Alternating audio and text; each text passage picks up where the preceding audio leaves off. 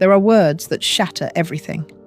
Words that reveal exactly who someone really is, beneath the charm they've been showing you.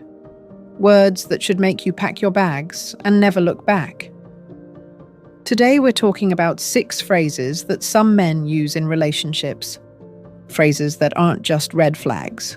They're relationship death sentences. And once you hear them, there's no unhearing them. Because when someone tells you who they are through their words, you need to believe them the first time.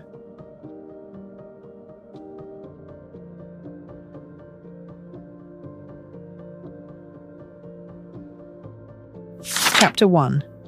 The Debt Collector. I provide for you. Not, we're partners, but I provide for you. This phrase transforms partnership into ownership. When a man says this, he's expressing entitlement to your obedience, your gratitude, your life. Your emotional labor doesn't count. Your household management? Invisible. Your career sacrifices? Irrelevant. He's created a one-way power system where he's the hero and you're the grateful recipient. You raise the children. Well, I provide financially.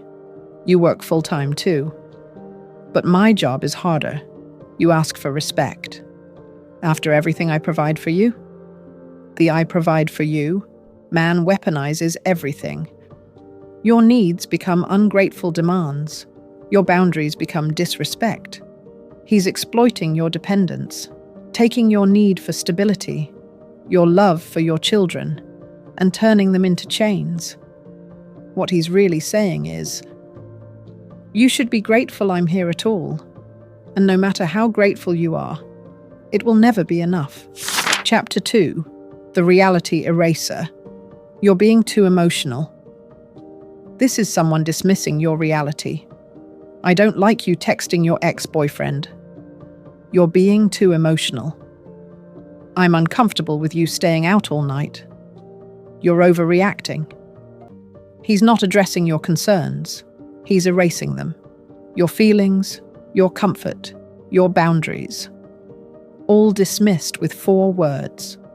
He'll take your love, your support, your forgiveness. But the moment you need something, suddenly you're just too emotional. He's keeping you confused while keeping control intact. He wanted a woman who never challenged him, not a partner. Chapter 3. The Gaslight Master. That never happened. He's not just disagreeing with you. He's telling you that your memory, your reality, your experience doesn't exist. Every conversation you had will be rewritten. Every promise he made will be denied. Every hurt he caused will be erased. I never said that. You're making things up. You're remembering it wrong. The man who says that never happened is a professional manipulator. Instead of taking accountability, he's chosen to make you doubt your sanity. I've seen women waste years trying to prove what actually happened, keeping text messages as evidence, recording conversations. But you can't prove reality to someone committed to denying it. If nothing ever happened the way you remember, then he bears no responsibility for anything. Everything will always be your faulty perception. Chapter 4. The Comparison Weapon. My ex never complained about this. This is someone using other women as weapons against you. Forgot to smile enough? My ex was always happy. Asked for help? My ex never needed this much. Set a boundary? My ex wasn't this difficult. He's decided that other women, real or imagined, are benchmarks you need to meet. But notice, the ex is only perfect when it benefits him. When you ask why they broke up, suddenly she had major flaws. The ex is a fictional character he created to control you, an impossible standard, a ghost you can never compete with.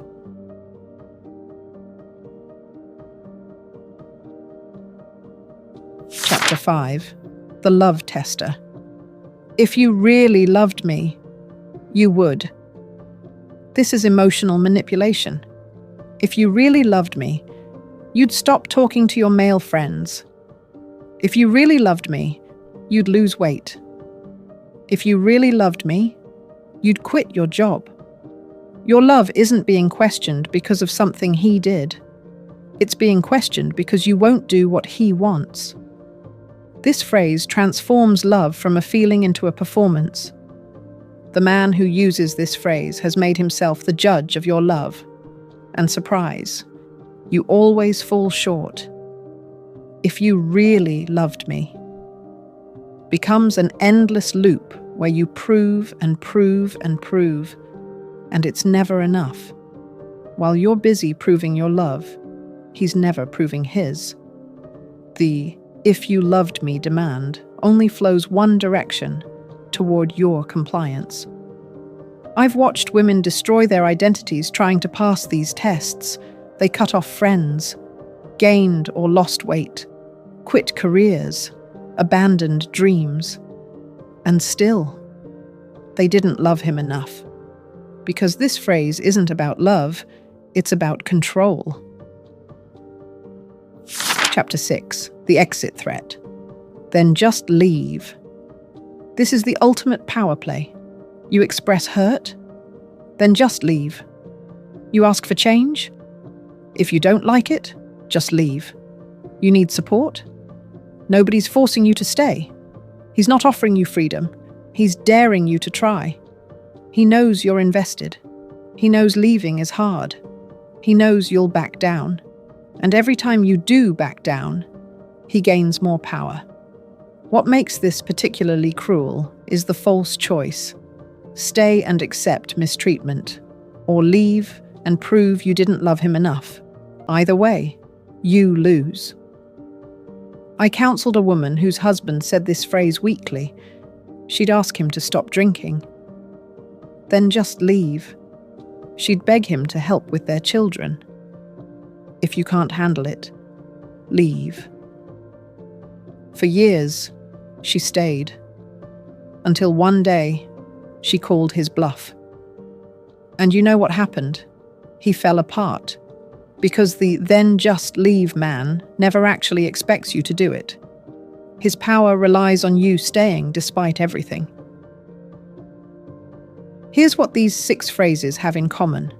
They're all about power. Not love, not partnership. Power. The man who says these things sees relationships as hierarchies with him at the top. And here's the truth. These phrases don't get better with time. They get worse. What starts as occasional comments becomes your daily reality.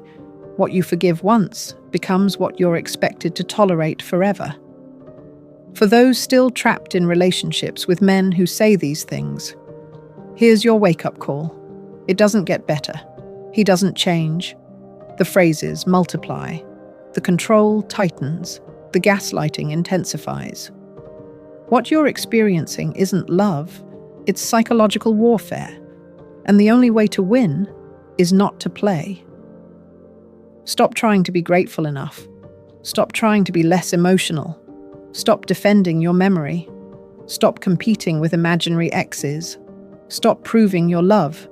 Stop negotiating with threats. Just stop. If a man you're dating says any of these phrases early on, consider it a gift. He's revealed himself before you're too invested. Walk away. Don't argue. Don't try to change his mind. Just leave. Your absence is the only response these phrases deserve. For those who've heard these phrases for years, I know leaving seems impossible. You've been programmed to believe you're too emotional, too difficult, too demanding. But that's the abuse talking, not reality. The financial entanglement, the children, the shared history.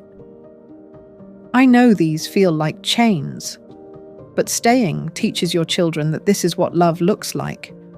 And the price of staying is always higher than the price of leaving. These phrases aren't mistakes, they're choices. The man saying them is choosing to diminish you, choosing to manipulate you, choosing to control you, and he's counting on you, choosing to accept it. Your power lies in choosing not to. You deserve a partner who provides with you, not for you, who acknowledges your emotions as valid, who takes accountability, who builds you up, who proves love through consistency, not tests, who works through problems, not threatens abandonment. Words matter. They reveal thoughts, which reveal beliefs, which reveal character. When someone says, "I provide for you," they believe you're beneath them. When they say you're too emotional, they believe your feelings are invalid. When they say, "That never happened," they believe your reality doesn't matter. You get one life. Every day you spend with someone who says these things is a day you're not available for someone who wouldn't dream of saying them. The strongest response to these phrases isn't argument or anger, it's absence. Remember this. The man who truly loves you will never say these things. He'll never make you feel like a burden, a problem, an option. He'll never use your dependence against you. He'll never make you feel like loving him is a test you're failing. These 6 phrases aren't just red flags. They're relationship obituaries. They're the death certificate of respect, the funeral of partnership, the burial of love. Once they're said, something fundamental is broken that cannot be fixed. The only question is, will you attend the funeral or keep pretending the relationship is still alive? Your worth isn't determined by his words.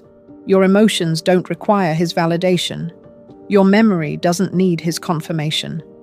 Your love doesn't mean accepting disrespect. The choice is yours. Accept these phrases and accept a life of diminishment, or reject them and reclaim your worth. The phrases have been said. Now what you do next determines everything.